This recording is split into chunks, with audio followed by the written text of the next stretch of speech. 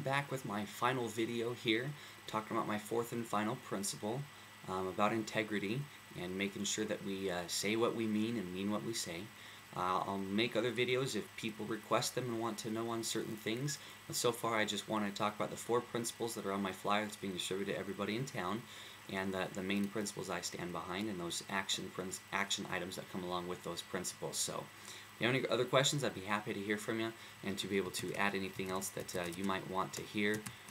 So you go ahead and tell me what it is you want, and I'll be happy to be able to add to that. So my final principle here is to just live by your integrity. Integrity begins in Rexburg, not DC.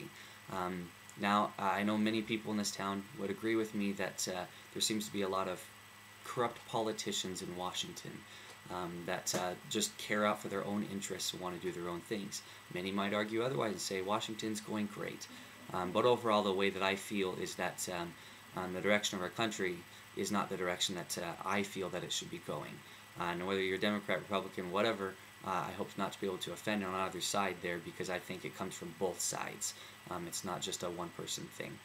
But overall, the main thing I want to point out here is that integrity begins in Washington. If you go to rexburg.org, you can see all over the place it says America's family community. You see it coming in town all over the place. If we're such a family community, how come we don't live by those principles anymore? I need to be sure that if we are really this family community that we say that we are, and want to live by those integrity principles, we need to live by them. Otherwise, no wonder Washington's getting away with what the things they're getting away with, because nobody else is doing it. And if we in Rexburg can't live by a certain example, how are we ever going to expect our leaders in higher places to be able to live up to that? We need to make sure we do that on this level. And that's one of the reasons why I am running for city council, is I feel that I have a lot more control here in Rexburg than I do in Washington. So I need to make sure that we set the right kind of example and that we can live by those principles here. We see a lot of people, politicians, saying one thing but they really mean another, or they say one thing and then do it something else. Say what you mean and mean what you say. If you say something, then do it. Why is that so hard? I really don't understand that. I think that's where you get to become a politician. You just care about your own interests and not the other people. Again, refer back to my other videos, you'll see that I am a public servant. I'm here to serve you. I represent the people. I'm not here for the long haul. I want to be able to serve for a few years, get out, because guess what? There's other people in this town that can do a good job. Step aside, let them do that. We have a term limit on a president. Why don't we have them on other people? That's a different issue right there, but I just want to make sure that that integrity is going to stay as long as we have people in there that have fresh, open minds and are not there just to live their agenda and push things one way. Get out of office, let someone else step in. I think that's a really good way to be able to maintain integrity in this town. So I need to be sure that we are going to provide the right kind of example. And that example can come through various things as you watch my other videos. Don't spend money that we don't have. Put common sense forth and represent the people and their views and the majority of this town and not its loud minority.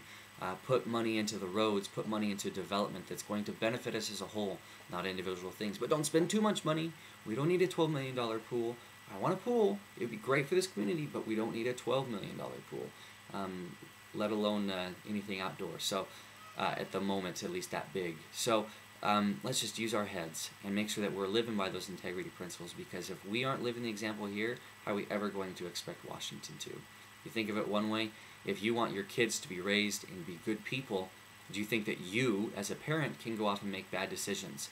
Be out partying at night, be out drinking and then tell your kids don't drink, go smoke and then tell your kids don't smoke. It doesn't work that way. That's why we have examples. We need to live by that example. If we really are America's family community, let's step up and live by those principles. And anybody in the current administration who is doing something wrong, I encourage you to fix it. Turn it around and fix it. Saturday Night Live did a great thing. I love this skit where they talked about, we have problems with all of these economic stuff. What are we going to do? Brought this guy on the show and he said, what are we going to do? He said, fix it. Go right here. You can watch that video. That's just something that we need to do. Fix it. Just fix your problems. If you have something going wrong, fix them so we can live by integrity right here, right now. That's what I stand behind. So these are my 4 principles. It's been a pleasure to be able to make these videos and going around and talking to many of you around town. Please comment on these videos. Please email me here. You see my email address once again. Over here you see my phone number. Give me a call. I'd love to hear from you. I want to be able to make sure that you understand who I am before you go and you vote, either for or against me. I want you to be an informed voter. And that's why I've made these videos, and I'll make any more if anyone else requests them, so I'd love to hear from you. Alright, thanks guys, and I look forward to knocking on your door and talking with you.